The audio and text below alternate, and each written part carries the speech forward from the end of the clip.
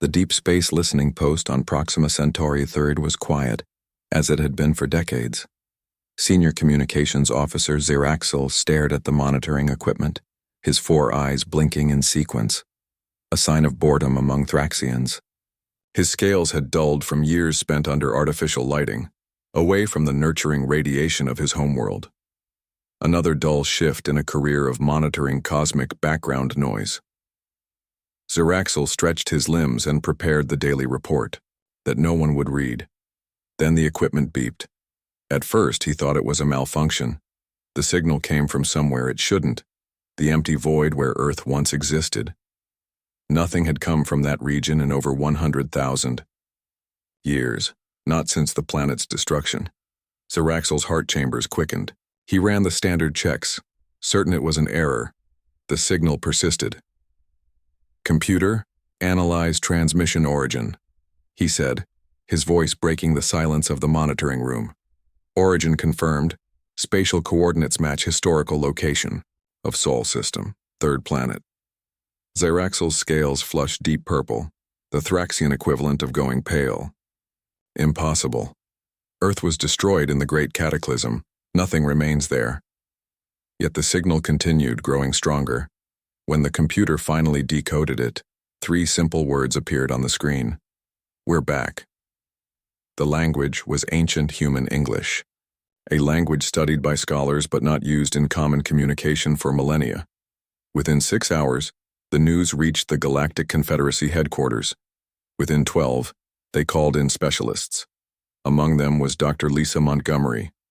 Lisa was working in her lab at the University of New Arcturus when the message came. She had been cataloging artifacts from early human colony ships, pieces of her own heritage. As one of the few remaining humans in the galaxy, Lisa had dedicated her life to studying where she came from. Earth was a myth to most, but to humans like her, it was the cradle of their species. "Dr. Montgomery," the message read, "your expertise is required urgently at Proxima Centauri 3. Transportation arranged. Departure in 3 hours. No explanation, no details, just a priority level she had never seen before." Lisa packed quickly, her mind racing with possibilities. As she threw clothes and equipment into her bag, her communication device chimed. "You got the message too?" It was Dr. Alan Shepard, her colleague and former lover. His face on the screen looked as confused as she felt. "Yes. Do you know what's happening?" she asked. Alan shook his head. "All I know is they're gathering everyone with expertise in pre-diaspora Earth. Something big, Lisa." "I'll see you at the transport," she said, ending the call. Their relationship had ended badly 2 years ago, when his obsession with proving controversial theories about Earth's destruction had overshadowed everything else. Now they would be working together again. The transport ship moved faster than any civilian vessel, cutting through space at speeds that made Lisa's stomach turn. When they arrived at Proxima Centauri 3, a group of Confederacy officials met them. The tension was palpable. "This way," said an official, a tall Meribian with translucent skin through which Lisa could see the rhythm of 3 beating hearts. "Grand Minister Corvin is waiting." Lisa had never seen the Grand Minister in person. The leader of the Galactic Confederacy rarely concerned himself with archaeological matters. Something was very wrong. They entered a large chamber where officials from various species gathered around a central holographic display. Grand Minister Corvin, a massive Valorian with ceremonial cyber enhancements glinting in the light, turned to face them. "Dr. Montgomery, Dr. Shepard. Thank you for coming quickly," he said, his voice like stone grinding against metal. "We have a situation that requires your expertise." The holographic display activated, showing a pulsing dot in empty space. 3 days ago, our listening post detected a signal from this location, Corvin continued. "This is, or was, the location of Earth." Lisa felt her heart skip. That's impossible. Nothing could have survived the destruction. The entire system was— "We know what the historical records say, Doctor," Corvin interrupted. "Yet the signal exists, and it's in human language." The hologram changed to display the decoded message. We're back. Alan stepped forward, unable to contain himself. This confirms what I've been saying for years. Earth wasn't completely destroyed. Some portion of humanity must have survived. The officials murmured among themselves. Lisa noticed the fear in their eyes. Humans had always been viewed with suspicion in the Confederacy. Unpredictable, adaptable, sometimes dangerous. A minority barely tolerated. The signal contains more, said a Thraxian officer Lisa assumed was Ziraxil, the one who discovered it. Embedded in the carrier wave are coordinates. Coordinates to what? Lisa asked. Unknown. They point to a location in deep space, far from any star system or known celestial body. The Grand Minister's expression darkened. The Council is divided. Some believe we should investigate. Others think we should destroy the signal source immediately. Lisa couldn't believe what she was hearing. Destroy it? Without even knowing what it is. This could be the most important discovery in galactic history. It could also be a threat, Corvin said. Your species has always been unpredictable. Alan laughed bitterly. You mean we don't always follow orders like good subjects of the Confederacy? Lisa shot him a warning glance. This wasn't the time for his rebellious attitudes. I propose a compromise, she said. Let us lead a small expedition to these coordinates. If there's any danger, we retreat and inform the Council. But we can't. Ignore this. We need to know. Corvin considered her words. The Council will decide tomorrow. Until then, you will work with our analysts to learn everything possible from this signal. As the meeting ended, Lisa pulled Alan aside. What do you think this is, really? Alan's eyes shone with excitement. Remember my theory that Earth wasn't destroyed by a natural cataclysm, that the early Confederacy species feared humanity's potential? Not this conspiracy again, Lisa sighed. Think about it, Lisa. What if some humans found a way to escape? What if they've been out there all this time, growing stronger, waiting for 100,000 years? Lisa shook her head. That's impossible. Later that night, alone in her assigned quarters, Lisa studied the signal data. Hidden beneath the coordinates, she found something the Confederacy analysts had missed. A fragmented message encoded differently from the rest. As she decoded it piece by piece, her hands began to shake. The message was simple, but its implications were enormous. Lisa Montgomery, Alan Shepard, we've waited for your births. Come find us. The message knew their names. Somehow, whatever sent this signal had been waiting specifically for them. Lisa stared out her window at the stars, suddenly feeling very small. How could something know they would exist, thousands of generations after Earth's destruction? What was waiting for them at those coordinates, and most importantly, who or what had really come back? Lisa did not sleep that night. The hidden message with her name kept her awake. By morning, she had made her decision. She would not tell anyone about it. Not yet. Not even Alan. The council meeting was tense. Representatives from 12 species sat in a semicircle, their faces showing various degrees of concern and curiosity. Grand Minister Corvin called for order. We have reached a decision, he announced. A small expedition will investigate the coordinates. However, we will be prepared to destroy whatever we find, if it poses any threat to the Confederacy. Lisa and Alan exchanged glances. This was what they wanted. Yet something about Corvin's tone worried Lisa. The expedition will include Dr. Montgomery and Dr. Shepard as consultants, Corvin continued.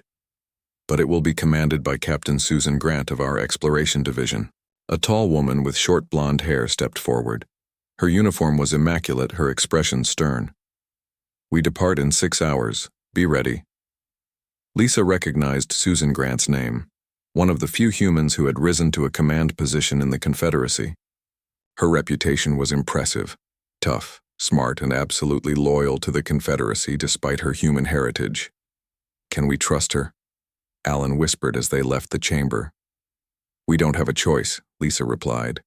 The exploration vessel was called the Starseeker. It was larger than Lisa expected, sleek and powerful. As they boarded, Lisa noticed the crew was unusually diverse for a Confederacy ship.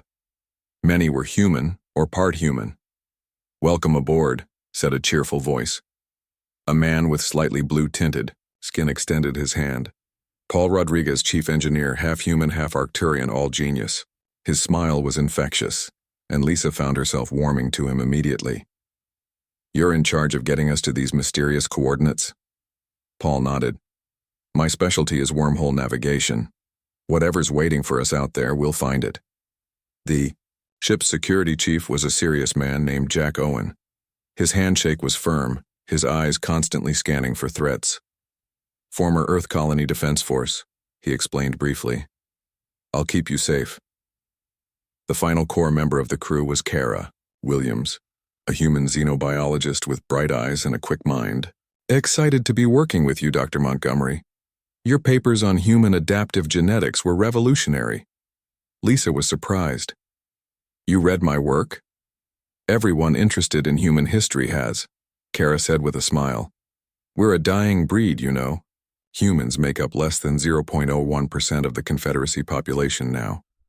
The ship departed smoothly, sliding out of the space dock and accelerating quickly to faster-than-light speed. Lisa watched as the stars blurred outside the viewport. She had never traveled this far from known space before. In her cabin, Lisa reviewed the signal data again. The coordinates would take them to a region of space far from any star system, a patch of seemingly empty void. What could possibly be there? There was a knock at her door. It was Alan. "Can we talk?" he asked. Lisa hesitated, then let him in. Their history was complicated. 2 years ago, they had been more than colleagues, but when Alan became obsessed with his theories about Earth's destruction, she couldn't follow him down that path. "What do you think we'll find?" he asked, sitting on the edge of her small desk. "I don't know," Lisa admitted. "But I found something in the signal I haven't told anyone about yet." Alan's eyes widened as she showed him the hidden message with their names. "How is this possible?" he whispered. "I don't know that either," Lisa said. "But it changes everything." "We need to be careful who we trust," Alan said. "The Confederacy has always feared humans. If they think there's a threat, they'll destroy first and ask questions later." Lisa nodded. "Captain Grant seems loyal to the Confederacy. Too loyal, maybe. We should talk to the others, Paul, Jack, and Kara. They're human too, or part human. Maybe they'll help us if things go wrong." 3 days into the journey, the ship's library system malfunctioned, granting Lisa access to historical records normally restricted to high-level officials. She couldn't believe it was an accident. What she found shocked her. The official history said Earth was destroyed by a natural cataclysm, a chain reaction in the sun that caused it to briefly expand, consuming the inner planets before settling back to normal.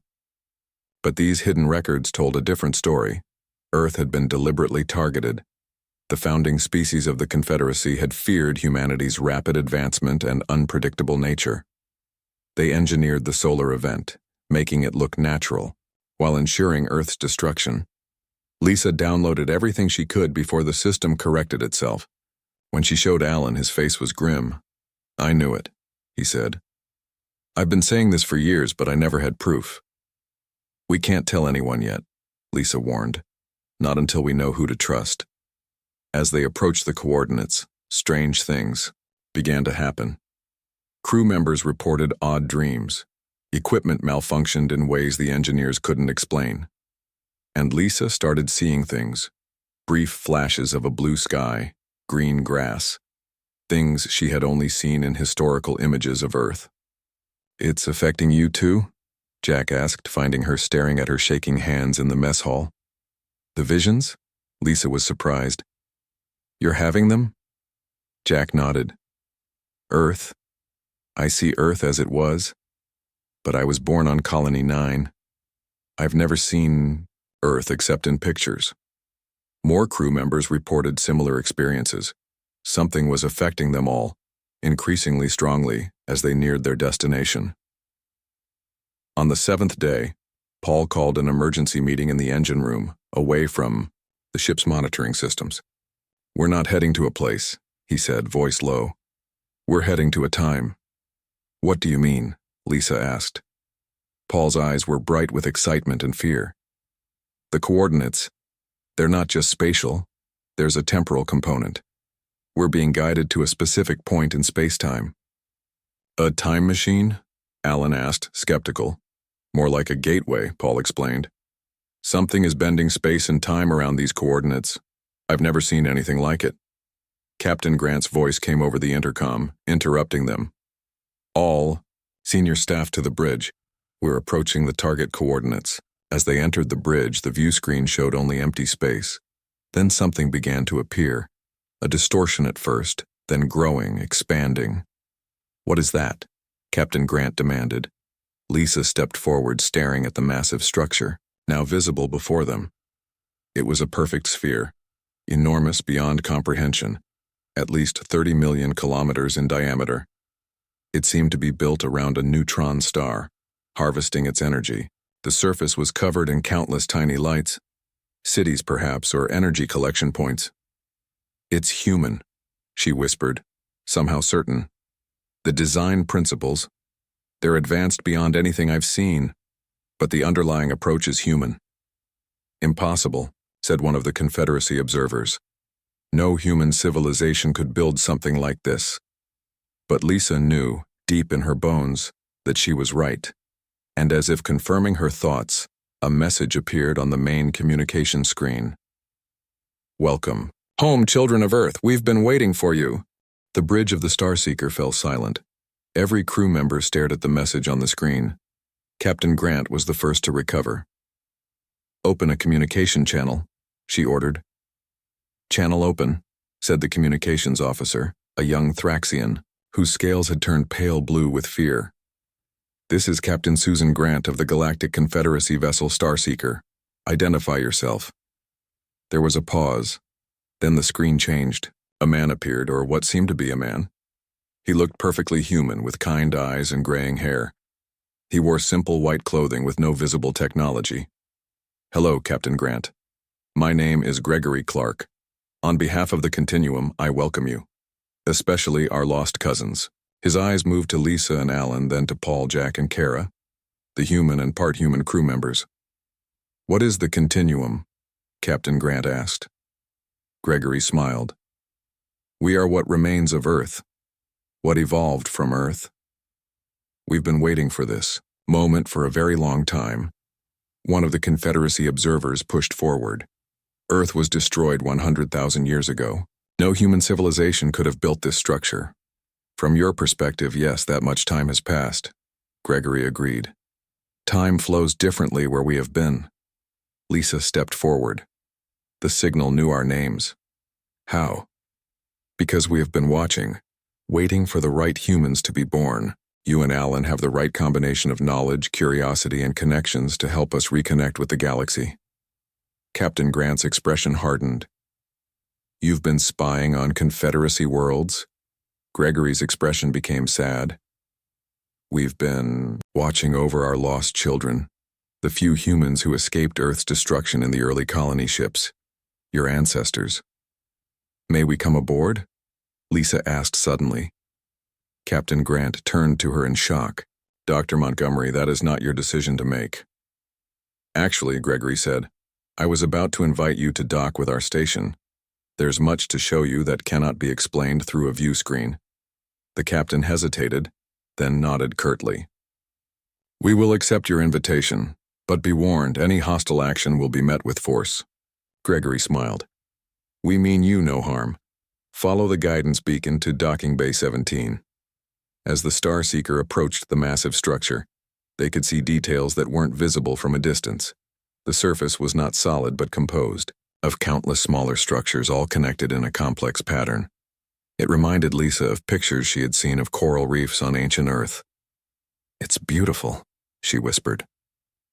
The docking process was smooth, as if the station itself was guiding them. When they stepped out of the airlock, Gregory was waiting with two others who looked equally human.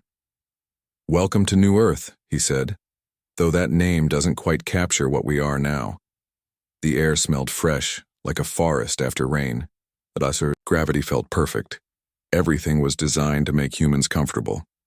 "This way," Gregory said, leading them down a corridor that seemed to be made of some living material. It glowed softly, providing light without any visible lamps. They entered a large circular room with a window that looked out into space. But when Lisa looked closer, she gasped. It wasn't space she was seeing. It was Earth, blue oceans, green and brown land masses, white clouds swirling across the surface. "Is that," she began. "A memory," Gregory said, "and a promise." He gestured to seats that formed around them, growing out of the floor. As they sat, the room darkened slightly, and the image of Earth grew larger. "I need to tell you the truth," Gregory said. "The full truth about what happened to Earth." Images began to form around them, so real that Lisa felt she could reach out and touch them. They showed Earth as it was before its destruction. Cities, forests, oceans. Humanity was young but advancing quickly, Gregory explained. Too quickly for the comfort of other species who had already begun to explore the stars, particularly the Valorians and Thraxians. The Confederacy observers shifted uncomfortably. They saw in humans something they feared: adaptability, creativity, and a certain useful ruthlessness when threatened. They decided Earth needed to be eliminated before humans expanded beyond their solar system. The images changed, showing massive ships positioning themselves around the sun. Energy beams penetrated deep into the star, causing instability. They made it look like a natural disaster, Gregory continued. Then they erased most records of Earth's existence, leaving only fragments of history. They wanted humans forgotten. "That's a lie," one of the observers shouted. "The Confederacy protects all sentient species." Gregory looked at him sadly. "Your ancestors did what they thought was necessary for their survival, but they underestimated us." The images changed again, showing a group of humans working with strange technology. A small group of scientists had developed technology that allowed them to step sideways in reality, into a higher dimension of space-time. When they realized what was happening to the sun, they saved as many as they could by bringing them into this other dimension. "How many?" Alan asked. "Just over 10 million, Gregory said. "A tiny fraction of Earth's population. The rest were lost." The weight of this number hung in the air. Billions had died in the cataclysm. "In this higher dimension, time flows differently," Gregory explained. "We experienced thousands of years of development while only 100,000. Passed in normal space, we evolved, we grew. We transcended many physical limitations." "Are you still human?" Kara asked, her scientific curiosity overcoming her shock. Gregory smiled. "What does it mean to be human? We still carry human DNA, human memories, human values, but we've become something more as well." "Why reveal yourselves now?" Captain Grant asked. "Why not earlier or later?" "The timing had to be right," Gregory said. "The Confederacy needed to evolve past its founding species' prejudices, and we needed certain individuals to exist." He looked at Lisa and Alan. "To do what?" Lisa asked. "To help us return, not for revenge, but for reconnection. Humanity has learned and grown in ways that could benefit the entire galaxy. And now we face a threat that concerns all intelligent life." Gregory stood and walked to the window. With a gesture, the image changed to show the deep space between galaxies. "There is something coming from beyond the galactic rim, something old and patient and hungry. We've been preparing for it for thousands of years in our subjective time. The galaxy will need all its children working together to survive what's coming." The room was silent as everyone absorbed this information. Finally, Lisa spoke. "Show us," she said. "Show us what you've become. What Earth has become." Gregory nodded and led them deeper into the station. They passed through areas where the laws of physics seemed optional at best, spaces that were larger, inside than outside. Gardens with plants that responded to thought. Then they entered a vast chamber that seemed to contain ecosystems from Earth, forests, deserts, oceans, all perfectly preserved. "We saved what we could," Gregory said. Not just people, but the essence of Earth itself. Its life. Its diversity. In the center of the chamber stood a simple glass case. Inside was a small blue flower. The last daisy picked on Earth before its destruction, Gregory said. A reminder of what we lost and what we fought to preserve. Lisa reached out, her fingers hovering near the glass. All this time, she whispered. You were waiting. And now, Gregory said, we're back. While the crew of the Starseeker learned the truth about Earth's destruction, things were happening back in Confederacy space. The Deep Space Listening Post had continued to monitor the strange signal. When the post lost contact with the Starseeker, they sent the information to Confederacy headquarters. Grand Minister Corvin called an emergency meeting of the High Council. The signal is growing stronger, he told them, and now our ship has vanished. We must assume the worst. The Council voted quickly. A battle fleet would be sent to the coordinates. If the Starseeker was found, it would be rescued. If a threat was discovered, it would be eliminated. 20 warships, the largest fleet assembled in centuries, began the journey toward the mysterious structure. Aboard the station, Lisa and the others continued to learn about the continuum. Gregory showed them technology that seemed like magic, machines that could create matter from energy, medical devices that could heal any injury, and communication systems that worked across dimensions. Your civilization is far beyond the Confederacy, Captain Grant said. Why do you need our help at all? Gregory led them to a new room. This one contained what looked like a pool of silver liquid. This is a window to what we call the deep flow, the underlying current of reality, he explained. Look, images formed in the liquid. Lisa saw galaxies spinning, stars being born and dying. Then she saw something else, a darkness moving between the stars. Not a physical darkness, but an absence, a void that consumed everything it touched. What is that? She whispered. We call it the hunger, Gregory said. It exists partly in our dimension, partly outside it. It has consumed 3 galaxies already and is moving toward ours. How do we stop it? Alan asked. We can't. Not alone. The Continuum has the technology, but we are few. The Confederacy has the numbers, but lacks the technology. Together, we might have a chance. Captain Grant frowned. The Confederacy will never trust you. Not after learning Earth's destruction was their doing. That's why we need you, Gregory said, looking at Lisa and Alan. As bridges between worlds.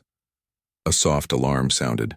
Another Continuum member entered the room and whispered something to Gregory. His face grew concerned. A Confederacy battle fleet has been detected approaching our position, he said. It seems they've decided we're a threat. You need to let me contact them, Captain Grant said. I can explain. Can you? Gregory asked. Will they believe that the species they tried to exterminate has returned, more powerful than ever, but means them no harm? Or will they assume we seek revenge? Lisa thought about the hidden records she had found, about the systematic attempt to erase human history, about the billions who had died when Earth was destroyed. If they attack, what will you do? She asked. Gregory, defend ourselves, but without harming them if possible. We've moved beyond the desire for revenge. Captain Grant received permission to return to the Starseeker to send a message to the approaching fleet. Lisa watched her go with a sense of unease. Do you trust her? Alan asked. I don't know, Lisa admitted. She's human, but she's also Confederacy, to her core. Back on the Starseeker, Captain Grant recorded her message. But when Lisa listened to it later, her heart sank. This is Captain Susan Grant of the Starseeker, the message began. We have encountered a highly advanced civilization calling themselves the Continuum. They claim to be evolved humans who escaped Earth's destruction. Their technology is far beyond ours. I recommend immediate attack before they can complete whatever they're planning. She betrayed us, Jack said, his former military training evident in his rigid posture. She's giving them attack coordinates. Gregory didn't seem surprised. Fear is a powerful force. For 100,000 years, the Confederacy has taught that humans are dangerous. She's doing what she thinks will protect civilization. We need To warn the fleet, Lisa said. Make them understand. They won't listen to us, Alan pointed out. We're just archaeologists. Kara Williams, who had been quiet until now, stepped forward. I've been working with Gregory's medical team. They've discovered something interesting about our DNA. She pulled up an image on a small device. All humans share certain genetic markers, even after thousands of years of separation. The Continuum has developed technology that responds only to these markers. What are you suggesting? Lisa asked. We can access their communication systems, send a message directly to every human and part human in the Confederacy fleet. Tell them the truth. Paul Rodriguez grinned. A genetic broadcast. Brilliant. The plan came together quickly. Lisa and Alan would craft the message. Paul would help adapt the Continuum's technology. Jack would try to delay the Starseeker's departure. Kara would provide the genetic key. As they worked, the battle fleet drew closer. Captain Grant had locked herself on the bridge of the Starseeker, refusing all communication. She thinks she's saving the galaxy, Jack said after a failed attempt to reach her. She really believes the Continuum is a threat. Then we need to prove otherwise, Lisa said. The message they created was simple. It included the historical records showing Earth's deliberate destruction. It showed the Continuum's peaceful development. It explained the real threat, the hunger approaching from beyond the galaxy. Ready? Gregory asked as the system powered up. Lisa nodded. Send it. The message went out, aimed specifically at human genetic signatures. Every human and part human in the approaching fleet would receive it directly. On the lead battleship, Admiral Peter Holden was preparing attack coordinates when the message reached him. Images flooded his mind. Earth's destruction, the Continuum's creation, the looming threat from beyond. He staggered, gripping his command chair. Around him, other officers with human ancestry were having similar experiences. The truth, hidden for 100,000 years, was finally being revealed. Sir, his communications officer said, the fleet is requesting new orders. Many ships are questioning the attack plan. Admiral Holden took a deep breath. His ancestors had escaped Earth on colony ships. His family had preserved stories of the Blue World for generations. Stand down weapons, he ordered. Open a direct channel to the Continuum structure. But not everyone was convinced. 3 ships commanded by pure-blooded Valorians whose ancestors had ordered Earth's destruction broke formation. They accelerated toward the Continuum structure, weapons powering up. They're going to attack, Lisa said, watching the tactical display. Gregory nodded calmly. We are prepared. As the attack ships fired their first salvos, the energy beams simply disappeared before reaching the structure. A soft blue light extended from the Continuum, enveloping the 3 ships. They froze in space, unable to move or fire again. No harm will come to them, Gregory assured Lisa. But they cannot harm us either. The other ships held position. On the main communication channel, Admiral Holden's face appeared. This is Fleet Admiral Peter Holden, he said. On behalf of the Confederacy, I request a ceasefire and diplomatic contact. Gregory smiled. Welcome, Admiral. We have much to discuss. The Continuum had returned, and the galaxy would never be the same. 3 months passed. The news of Earth's deliberate destruction and the return of advanced human civilization spread throughout the Confederacy. At first, there was panic, then denial, then, slowly, acceptance. Lisa and Alan found themselves at the center of the greatest diplomatic effort in galactic history. As humans who understood both the Confederacy and the Continuum, they became essential bridges between worlds. The council session begins in 10 minutes, Alan said, entering Lisa's new quarters on the Continuum station. The rooms adjusted themselves constantly to her comfort, learning her preferences. I'm almost ready, Lisa replied. She looked out, her window at the fleet of ships now surrounding the station. Not warships anymore, but diplomatic vessels, scientific expeditions, and cultural exchange ships from across the Confederacy. Today was important. The Galactic Council was voting on formally recognizing the Continuum, and establishing a joint defense against the approaching hunger. Nervous? Alan asked, standing beside her. Terrified, Lisa admitted. A year ago, I was just an archaeologist studying human artifacts. Now I'm helping negotiate the future of the galaxy. Alan took her hand. Their relationship had rekindled during these intense months. Shared purpose had brought them back together. They made their way to the great meeting hall that had been created, specifically for this occasion.